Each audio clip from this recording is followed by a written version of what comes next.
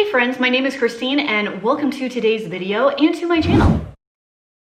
If you are new and don't know much about me, let me introduce myself just a little bit. When I was newly married, I don't know the proper way to say that, to a school teacher in the state of Idaho who didn't make very much money and had a baby at home, I fed my family of 3 on $25 a week, $100 a month for a very, very long time. It wasn't documented anywhere because this was, sorry about the noise. This was the early 2000s, before Google, before YouTube, before blogs, before any of these things. It was just something I did as a stay-at-home mom to try to save every single penny I could so we could buy our first house. Basically, in these videos today, while I'm not struggling like I was back then, I do like to share some of the things I learned in those first 10 years of marriage and being a mother to 4 children while keeping our grocery budget very, very low. I have already done a wide variety of this type of budget eating video before. I will leave a full playlist down below. I try and give different recipes in each video. Sometimes I'll get suggestions like you should make a potato soup, you should make XYZ. A lot of the time I've actually already done it in those other videos. I like those videos, I think you will too, so if you're just finding me now, go check those out down in the doobly-doo below. And for this video, I am going to be doing feeding one person for a week on around $10. And I'm feeling particularly lazy today, so we're going to go to one store, and the closest store to my house, which is going to be Walmart. It is like 3 miles away. I could walk there if I wanted. I could ride my bike if I wanted. Of course, your store availability will be different depending on where you live. I do not have access to an Aldi, and some of my prices might be a little bit higher than something that you might be able to find. I do want to mention before we go shopping that if you are struggling with food, you have some form of food insecurity, number one, do not be ashamed about it. There are a ton of programs available, at least that I am aware of, in the United States and in my state to help people who are struggling. Different places you can go for resources. I'm trying to remember all of them. Your local sheriff's office, your school district, your library, city council, local churches, and even local radio stations will probably know about some kind of program to assist families in need. I've even learned recently that there are colleges that have like a food pantry kind of a thing for college students. So if you're a college student and you're struggling, reach out to your university relations and see if they have something like that that you can use. Enough talking, let's head to Walmart and go pick out our groceries for the week. Welcome to my local neighborhood Walmart. And yes, you actually do see a little bit of snow outside. It was snowing that day. And I kept thinking, isn't it too early in the winter season for snow? But alas, here we are in the state of Idaho. Winter is here. I hit up the produce section first, and I'm trying to go with the cheapest veggies possible that give me a lot of bulk without going with potatoes. So a green cabbage, any kind of cabbage really is going to be a great option for you. They're really filling. You can cook them in a lot of different ways. You can eat them raw actually, and your standard just head of green cabbage can be fairly inexpensive. My Walmart was a super cheap place to get it today, but as I decided to only shop here, this is what I had. I was a little disappointed in the carrot prices. I've normally been able to see a 2-pound bag of carrots for right at $1, but today, no dice. They didn't even have like loosely bagged, like loose carrots, bulk carrots to buy. And I wanted some green onions, but as you can see, this is very typical of my Walmart. They are just out of random ingredients all the time. And today it was green onions. So no green onions for me this day, but I did want to do some carrots for one of the dishes that I wanted to make. So I just went ahead and got the 1-pound bag of carrots. It was the cheapest one I could find, although definitely not the best price I have ever seen. My idea for my quote ground beef unquote was to get a tube of the ground turkey. When I was first married, I did this all the time. It was the cheapest way to buy it at Walmart, which was kind of the only thing I had available to me. It was not beef, it was turkey, and it was around $1.40 way back then. As you can see, it's $1.66 now, which is so cheap compared to all of the ground beef that you see right here. I'm just showing you this to show you the price difference. What I did early in my marriage is I would take the 1 pound of the ground turkey and cut it in half and only use a half a pound where the recipe would call for a full pound just to make it last longer. The only problem is the only flavor they had was Italian flavor and I wanted plain. Skipped over that while I thought about it and went to the beans and rice section. I found this 1 pound bag of brown rice for 70 cents. I thought that was pretty good. There is more fiber in brown rice. So I picked that up to use instead of white rice this week. And as you can see, the number of servings on the back, it can be quite filling for the entire week for one person. Went back to look at the beans. I'm basically looking for the cheapest bean I can find. Today, it was going to be 1 pound of pinto beans for $1 even. And flipping over on the back to see how many servings it was, 13. So actually, you could almost cut that, or you could basically double that or cut it in half, depending on how you look at it, and make 7 servings and double the amount of calories per serving. So pinto beans and brown rice, and then it was off to find breakfast. I wanted something easy that tasted good, so one of these complete pancake and waffle mixes for $1.68 looked really good. If you look on the back, there's a ton of servings in here. I think it will be really, really filling, and you just add water. So if you have any kind of hot plate, skillet, or anything like that, an electric griddle, I don't know, I found this buttermilk one and then this complete one. I think I ended up buying the buttermilk one. It looks holiday-ish, but just something to show you, because I thought it was interesting. I walked by the clearance bakery rack and a bunch of donuts is $2.14 on the clearance bakery rack, which ended up being cheaper than all of my breakfast items that I bought. So if you wanted to go the donut route, that is an absolute option, and you can stick them in the fridge or freezer and then just heat them up every day. To go along with my pancakes for breakfast, I wanted to get a big thing of yogurt. I wanted a Greek yogurt, but it was significantly more expensive. So this huge container is $1.84, and just in case you're wondering, I adore peach yogurt. It's one of my favorite flavors. And the Greek yogurt is almost like $2 whole more than the regular yogurt. So if you do have a couple extra dollars to go for the Greek yogurt, I would recommend. The protein is significantly higher with that.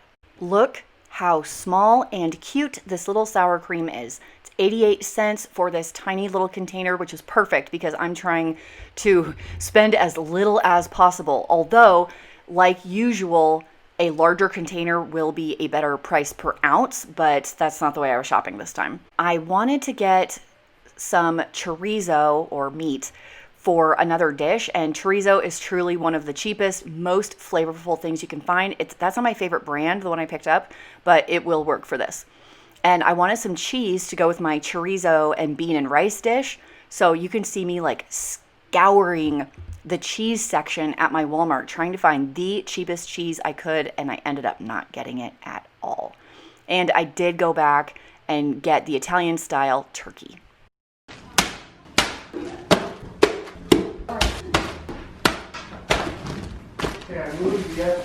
For breakfast for this week, we are having pancakes and yogurt, and you can do this any way that you want. This is just an add water for pancakes, and the whole box makes an astounding 16 servings. For each day, you can actually do an entire cup of mix and have a really good amount of pancakes every day. Like it says, 1 cup makes 5 to 7 pancakes depending on the size. And I always find you need a little bit more water than it says to on the box. And then when you're done, you can have your yogurt on the side, or you can put it on top as a sweet topping. If you already have peanut butter in your house, that is definitely something that you can add on top. If you already have syrup in your house, you can add that, jam, etc. There are a lot of different ways to do this with things that you may already have in your pantry staples. But if you don't, it's okay, because you can do it just like this. You can cook your pancakes in any fat. I've done coconut oil, butter, regular vegetable oil, that's usually about it that I use. And of course, you can just do your standard syrup. That's a good thing to keep in your pantry. Or you can use about 3/4 of a cup of yogurt on all of your pancakes. And this is a full dinner plate. Like this is a very, very large serving. Here you go. Breakfast for the week. Pancakes and yogurt. And if you want Greek yogurt, you can spend a couple extra dollars and get a more protein-packed Greek yogurt as well. Okay, here are my main components for my lunches for the week, and this got very leaky, so I left it in the bag. But this is the ground beef that I had, or not beef, Italian style ground turkey. I think I can use some soy sauce to kind of change the flavor of this. It was the cheapest one I could find at $1.66, I believe. I was not really impressed with the price of carrots. It was almost $1 for a pound of carrots. Been able to find closer to 2 pounds of carrots for $1 in the past, and they had no just loose carrots to buy, so that was unfortunate.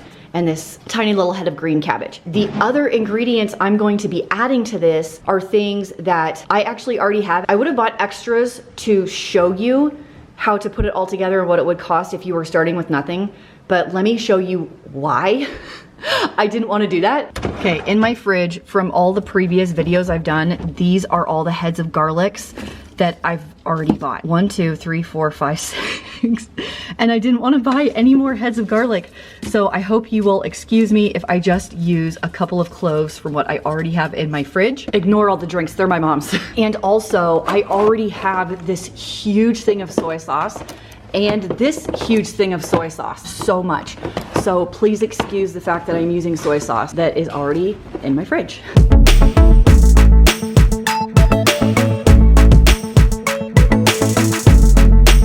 To try and take away from the Italian flavor of the ground turkey, unfortunately, I'm going to be mixing soy sauce, brown sugar, and some of the garlic that I got from my fridge and some crushed red pepper flakes. So these crushed red pepper flakes are actually homemade. You can make them yourself by drying jalapenos. Here's a different way that you can open up garlic. Just pinch the two sides and then you can peel it like this and grate it instead of chopping it up if you don't want to do that. So that's my stir fry sauce, let's say. And here's my Italian turkey in the pan. Once it was done cooking, I added all of my cabbage and the sauce and let it kind of saute, simmer together. You can add the carrots at this point, but I like to keep those raw just as a personal preference. Lunches for the week, beef and cabbage. I'm gonna call it a stir fry, I guess. I like to add the carrots raw because I like the sweet crunch that it gives, but you can absolutely saute the carrots in with the cabbage and beef if you want. And a really easy way to bulk this up is by serving it over rice. And if you have some sesame oil laying around, a little drizzle of that on top really takes it over the top. Really comforting, really delicious, really strong flavors. For dinners this week, we are going to use these 4 ingredients mostly to put together burrito bowls. Now you could go without the chorizo and maybe just use a taco seasoning, but I love chorizo. Flavor is very strong, which will go nicely with the more bland like pinto beans and rice. I wanted to buy cheese so bad, but my Walmart did not have the little individual string cheeses, which is what I was looking for, and it would have put me way over my budget to buy cheese. We're gonna cook our pinto beans and rice any way that you like to do it. I have an entire video dedicated to how to cook dried beans, so I will reference that video down below. There's a ton of different ways to do it. It doesn't matter which way you do it. Crock pot, on the stove, in the oven, instant pot, it's whatever. I'm gonna cook up these pinto beans and this brown rice, cook up this in a skillet, and we're basically gonna mix it all together, and bada boom, bada bang, you've got dinner for the week. Here's my pan with the chorizo. So I sauteed the chorizo first and then added the cooked pinto beans, all of them. Added a little bit of water and let these simmer together with just some seasoned salt, and then I just let the flavors come together, tasted it for salt, added a touch more, and now we are good. Now that my rice is done cooking, we will put our burrito bowls together. Here's my bean and rice burrito bowl topped with sour cream. Like I said earlier, cheese would have been really, really nice here. And if you happen to have some tortilla chips, salsa, you could add a whole bunch of different things to this. But it does taste good the way it is because of the chorizo and the seasoned salt and the creaminess of the beans. All of it goes together really nicely. This will be a really filling meal. The only real recipe in this video is the beef and cabbage stir fry, so I will leave the sauce instructions down below for you if you want to go check that out. But the burrito bowl and the pancakes are fairly basic. And if you want to see my how to build a pantry on a budget video, I will leave that down below as well. I feel like there's a lot of good information there where I compare different stores and prices to get you the best deal. I also realized I totally forgot to show you guys my receipt. I paid $11.03 for this full week of eating. $11.03 at my Walmart. A couple of other tips as far as saving money on your groceries is, one of my biggest ones is do not do all your shopping at one store, which I did for this video. I think the next challenge video, I'm gonna do like Christine shopping and get the best deals at each store so I can save as much of the dollar bills as I can. I probably could have been in right under $10 if I had not bought the chorizo. I just feel like it adds so much flavor to the burrito bowl that I kind of didn't want to go without it this time. But I hope you guys enjoyed today's video and eating for $10 a week. And if you did, maybe hit the thumbs up button and hit the subscribe button to stick around and see any future videos and shenanigans that we do here on my channel. I do a lot of different kinds of cooking. So if you're looking for recipe inspiration or you just need a friend for a little pick-me-up at the end of a workday, I'd love to hang out a little bit more. That's gonna be it, and I will see you in my next video if you wanna come back. So, bye-bye.